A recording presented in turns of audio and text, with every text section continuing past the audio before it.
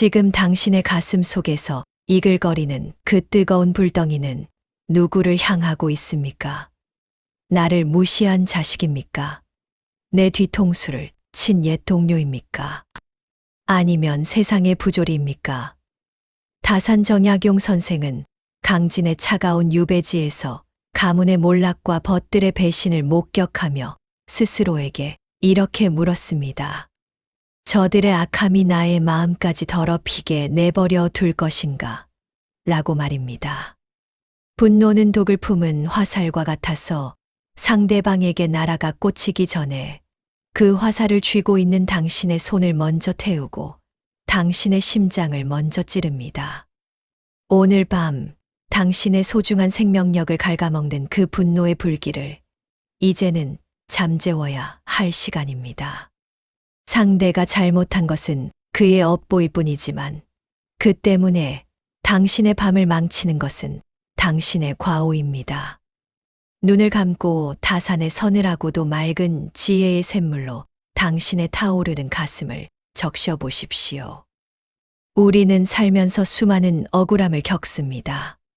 특히 인생의 고개를 넘어온 시니어들에게 분노는 서글픔과 뒤섞여 더 깊은 병이 됩니다. 내가 어떻게 살아왔는데 나한테 이럴 수 있나 하는 보상 심리가 분노의 기름이 됩니다. 하지만 다산 선생은 말씀하셨습니다. 군자는 상황이 어려울수록 자신을 더욱 엄격하게 다스린다고 말입니다. 선생은 18년이라는 긴 유배 생활 동안 자신을 고발하고 유배 보낸 이들을 향해 삿대질하는 대신 붓을 들어 수백 권의 책을 쓰셨습니다. 분노의 에너지를 파괴가 아닌 창조로 돌린 것입니다.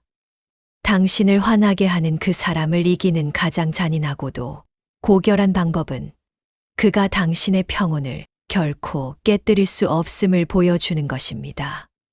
당신이 흔들리지 않을 때 비로소 상대의 공격은 허공을 가르는 먼지가 됩니다. 깊은 숨을 들이마시고 내뱉으십시오. 분노는 호흡을 가쁘게 하고 시야를 흐리게 합니다. 화가 난 상태에서 내뱉는 말은 칼이 되어 돌아오고 화가 난 상태에서 내리는 결정은 후회의 씨앗이 됩니다. 다산 선생은 심경을 읽으며 마음의 주인을 찾는 공부를 평생 멈추지 않으셨습니다. 마음의 주인은 감정이 아니라 이성입니다. 지금 당신의 마음자리에 분노라는 손님이 주인 행세를 하고 있지는 않습니까? 그 무례한 손님을 이제는 정중히 문 밖으로 밀어내십시오. 당신의 마음은 오직 평화와 자애, 그리고 단단한 평정심만이 머물 수 있는 신성한 전당이어야 합니다. 오늘 밤 다산 정약용이 전하는 수신의 도를 통해 당신의 상처 입은 영혼을 치유하고 단단한 내면의 요새를 구축해 보겠습니다. 정약용 선생은 유배지에서 자식들에게 보낸 편지에서 근과 겁만큼이나 강조한 것이 바로 심기를 다스리는 것이었습니다. 가문이 풍비박산나고 목숨이 위태로운 상황에서도 선생은 마음이 흔들리면 몸도 무너지고 몸이 무너지면 학문도 가문도 세울 수 없다고 경계하셨습니다. 우리가 분노하는 이유는 대개 내 뜻대로 세상이 돌아가지 않기 때문입니다. 하지만 세상은 원래 내 뜻대로 되지 않는 법입니다. 선생은 이를 천명으로 받아들였습니다. 나를 괴롭히는 저 사람 또한 하늘이 나를 단련하기 위해 보낸 시험지라고 생각하신 것입니다. 시험지를 보고 화를 내는 학생은 문제를 풀 수 없습니다. 오직 침착하게 문제를 분석하는 사람만이 답을 찾아낼 수 있습니다. 시니어의 분노는 대개 인정받지 못함에서 기인합니다. 평생 가족을 위해 희생했는데 자식들이 내 말을 듣지 않을 때 평생 일궈온 사회적 지위가 은퇴와 함께 사라졌을 때 우리는 세상에 대해 화가 납니다. 하지만 다산 선생은 위기지학, 즉 남에게 보이기 위함이 아닌 오직 나를 닦기 위한 공부를 말씀하셨습니다. 당신의 가치는 타인의 인정이나 자식의 효도에 달려 있는 것이 아닙니다. 당신이 스스로를 얼마나 존경하고 사랑하느냐가 본질입니다. 남이 나를 알아주지 않아도 노여워하지 않는 것이야말로 진정한 군자의 도입니다. 분노가 치밀어 오를 때마다 스스로에게 물으십시오. 저 사람의 무례함이 나의 고귀함을 훼손할 수 있는가? 대답은 언제나 아니오여야 합니다. 분노는 또한 우리 몸의 기혈을 막아 만병의 근원이 됩니다. 다산 선생은 의학서인 마과회통을 쓰실 정도로 의술에도 조예가 깊으셨는데 마음의 병이 몸의 병으로 전이되는 과정을 경계하셨습니다. 화를 내는 순간 우리 몸의 기운은 역류하고 오장육부는 뒤틀립니다. 상대방은 당신이 화난 줄도 모르고 편히 자고 있을 때 당신 혼자 분노의 불길 속에서 몸을 태우는 것이 얼마나 손해보는 장사입니까? 당신의 건강보다 소중한 것은 이 세상에 없습니다. 당신의 피를 맑게 하고 심장을 편안하게 하는 유일한 약은 용서가 아니라 방아착, 즉 내려놓음입니다. 상대를 위해서가 아니라 오직 당신 자신의 건강과 수명을 위해 그 분노의 끈을 가만히 놓아주십시오.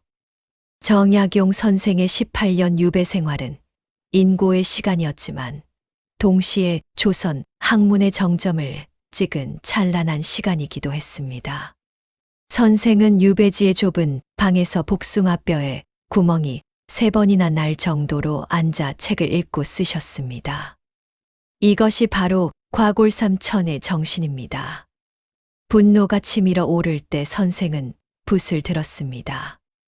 억울함이 가슴을 누를 때 선생은 옛 성현들의 말씀을 필사하며 마음을 씻어내셨습니다.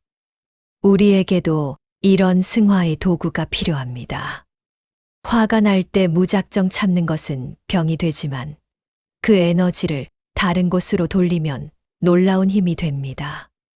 텃밭을 가꾸든 글을 쓰든 운동을 하든 당신만의 유배지 공부를 시작하십시오. 다산 선생은 제자들에게 신도구, 즉 홀로 있을 때 더욱 삼가라고 가르치셨습니다. 보는 사람이 없을 때 당신의 마음은 어떤 모습입니까?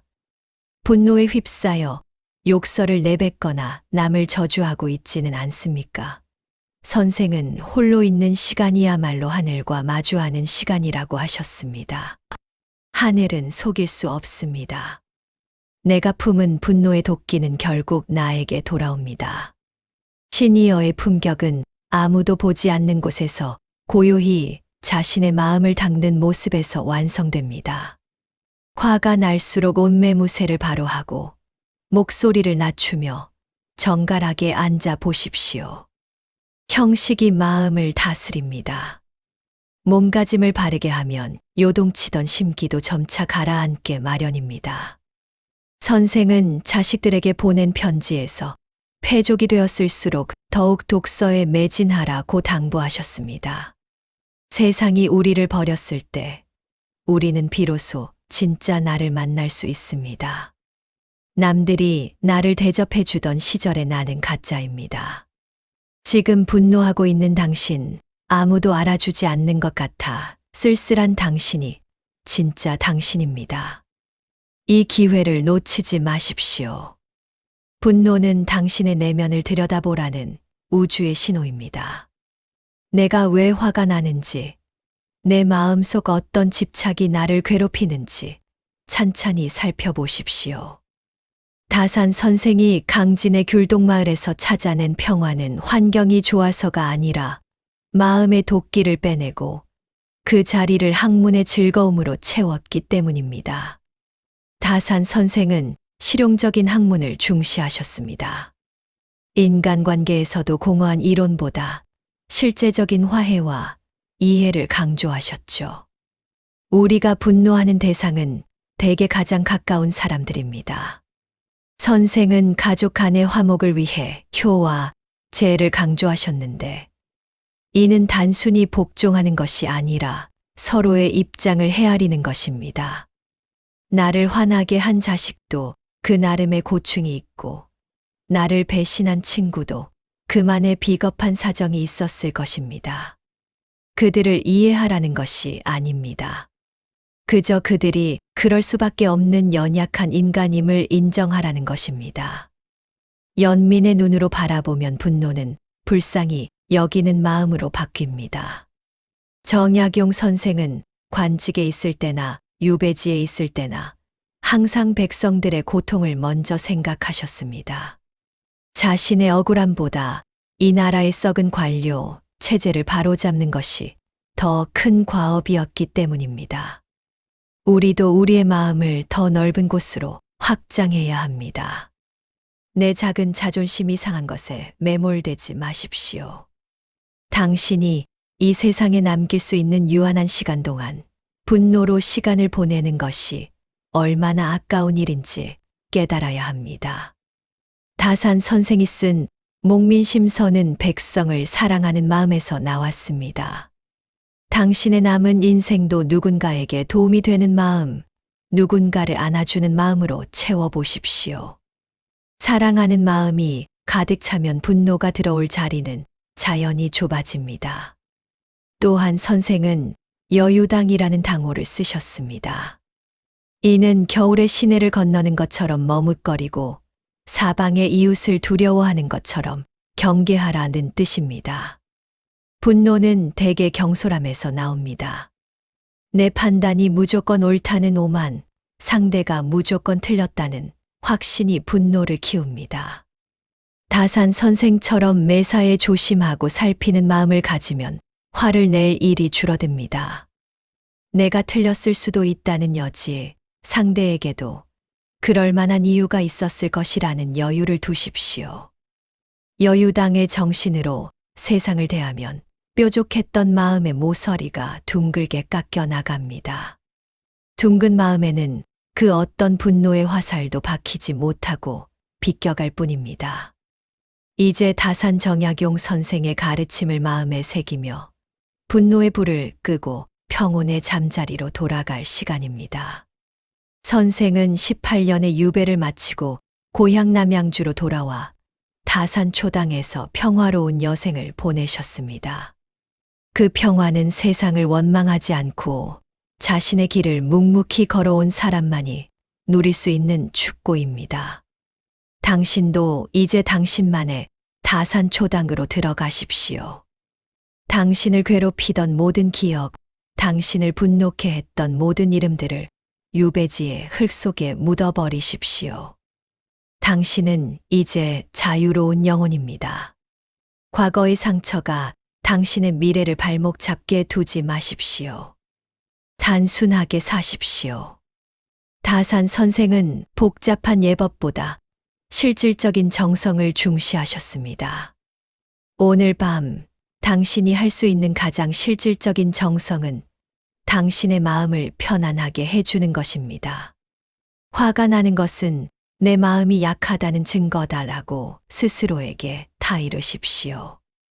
그리고 단단해지십시오. 바위는 비바람에 화를 내지 않습니다. 그저 묵묵히 견디며 제 자리를 지킬 뿐입니다. 당신도 인생의 풍파 속에서 그저 묵묵히 당신의 가치를 지켜나가는 단단한 바위가 되십시오. 분노는 안개처럼 거치고 당신의 내면에는 맑은 아침 해 같은 평온이 깃들 것입니다. 다산 선생이 자식들에게 마지막으로 남긴 말은 부지런히 공부하고 서로 우애하라는 평범한 진리였습니다. 인생의 끝에서 남는 것은 화려한 승리나 복수가 아니라 내 마음을 얼마나 따뜻하게 지켰느냐 하는 것입니다. 오늘 밤 당신의 가슴을 태우던 불길이 꺼진 자리에 은은한 달빛이 차오르기를 바랍니다. 분노를 내려놓은 당신의 얼굴은 다산 선생의 인자한 미소를 닮아갈 것입니다. 당신은 소중한 사람입니다. 분노라는 독액으로 당신의 소중한 생명을 더럽히지 마십시오. 당신의 밤은 이제 안식과 평화, 그리고 새로운 내일을 향한 희망으로 가득 찰 것입니다. 깊은 밤, 남양주의 강물이 고요히 흐르듯 당신의 마음도 평화로운 흐름을 되찾았습니다. 정약용 선생이 유배지에서 보았던 그 맑은 달빛이 지금 당신의 창가에도 머물고 있습니다. 분노는 지나가는 구름일 뿐, 당신이라는 하늘의 본 모습은 언제나 저렇게 맑고 푸릅니다. 구름을 탓하지 마십시오. 구름은 곧 흩어질 것이고 하늘은 여전할 것입니다. 당신은 오늘 하루 거친 감정의 파도를 넘어 평온의 항구에 무사히 도착했습니다. 이제 모든 무거운 마음을 내려놓고 깊은 잠에 드십시오. 당신이 잠든 사이 다산 선생의 여유와 신독의 정신이 당신의 영혼을 정화해 줄 것입니다. 당신을 아프게 했던 사람들도, 당신을 힘들게 했던 사건들도 모두 우주의 거대한 섭리 안에서 녹아 없어질 것입니다. 당신은 사랑받기에 충분하고 평화로울 자격이 넘치는 존재입니다. 오늘 밤 당신의 꿈속에서는 분노의 불꽃 대신 지혜의 등불이 밝게 빛나기를 기원합니다. 수고하셨습니다. 이제 편안히, 아주 편안히 쉬십시오. 당신의 내일은 오늘보다 훨씬 더 맑고 투명할 것입니다.